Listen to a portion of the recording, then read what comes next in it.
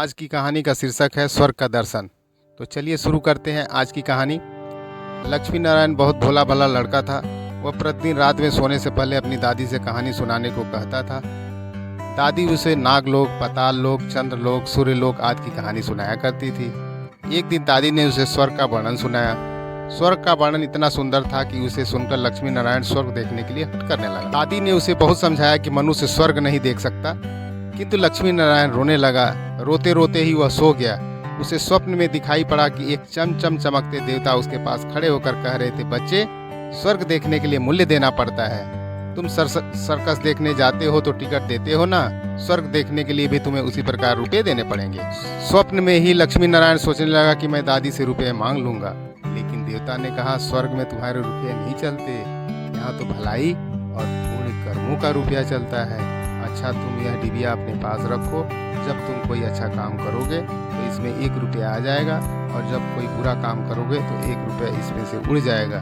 जब यह डिबिया भर जाएगी तब तुम स्वर्ग देख सकोगे। जब लक्ष्मी नारायण की नींद टूटी तो उसने अपने सिरहाने सचमुच एक डिबिया देखी। डिबिया लेकर वह बहुत प्रसन्न हुआ। उस दिन दादी ने उसे 1 पैसा दिया।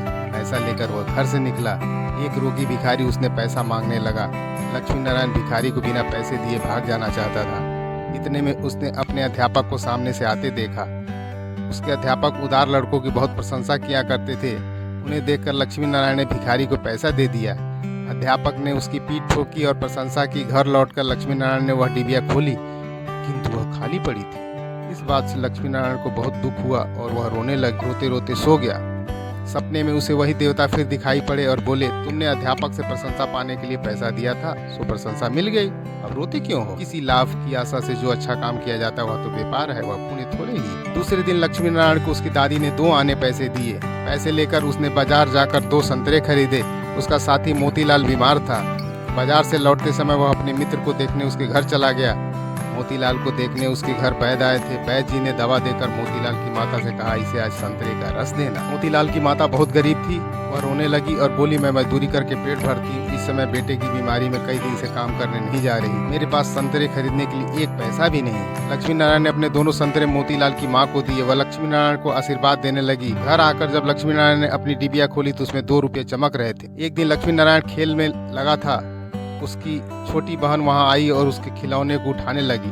लक्ष्मी नारायण ने उसको रोका। जब वह नहीं मानी तो उसने उसे पीट दिया। बेचारी लड़की रोने लगी। इस बार जब उसने डिबिया खोली तो देखा कि उसके पहले के इकट्ठे किए गए रुपए उड़ जाते हैं। उसे बड़ा पश्चाताप हुआ। आगे से उसने कोई बुरा काम नहीं करने का पक्का निश्चय कर लिया। लक्ष्मी नारायण पहले रुपये के लोभ से अच्छा काम करता था। धीरे धीरे उसका स्वभाव ही अच्छा काम करने का हो गया। अच्छा काम करते करते उसकी डिबिया रुपयों से भर गई। वह स्वर्ग देखने की आशा से प्रसन्न हो गया। उस डिबिया को लेकर वह अपने बगीचे में पहुंचा। लक्ष्मी नारायण ने देखा कि बगीचे में पेड़ के नीचे बैठा हुआ एक बूढ़ा रो रहा था। दौड़ता हुआ साधु के पास गया और बोला, बाबा आप क्यों रो रहे हैं? साधु बोला, बेटा, जैसी डिबिया तुम्हारे पास है वैसी ही एक डिबिया मेरे पास थी। बहुत दिन परिश्रम करके मैंने उसे रुपयों से भरा था। बड़ी आशा थी कि उसके रुपयों से स्वर्ग देखूंगा, किंतु आज गंगा जी में स्नान करते समय वह डिबिया पानी में गिर गई। लक्ष्मी नारायण ने कहा, बाबा आप रो मत, मेरी डिबिया भी भरी हुई है, आप इसे ले लो। साधु बोला, तुमने इसे बड़े परिश्रम से भरा है, तुम्हें इसे देने से दुख होगा। लक्ष्मी नारायण ने कहा, मुझे दुख नहीं होगा बाबा, मैं तो लड़का हूँ, मुझे अभी पता नहीं है कितने दिन जीना है। मैं तो कई ऐसी डिबिया रुपये इकट्ठे कर सकता हूँ। आप बूढ़े हो गए, आप दूसरी डिबिया पता नहीं कब भर पाओगे या नहीं, मेरी डिबिया ले लीजिए। साधु ने डिबिया लेकर लक्ष्मी नारायण के नेत्रों पर हाथ फेर दिया। लक्ष्मी नारायण के नेत्र बंद हो गए। उसे स्वर्ग दिखाई पड़ने लगा। ऐसा सुंदर स्वर्ग की दादी जी ने स्वर्ग का वर्णन किया था। वह वर्णन तो स्वर्ग के एक कोने का भी ठीक वर्णन नहीं था।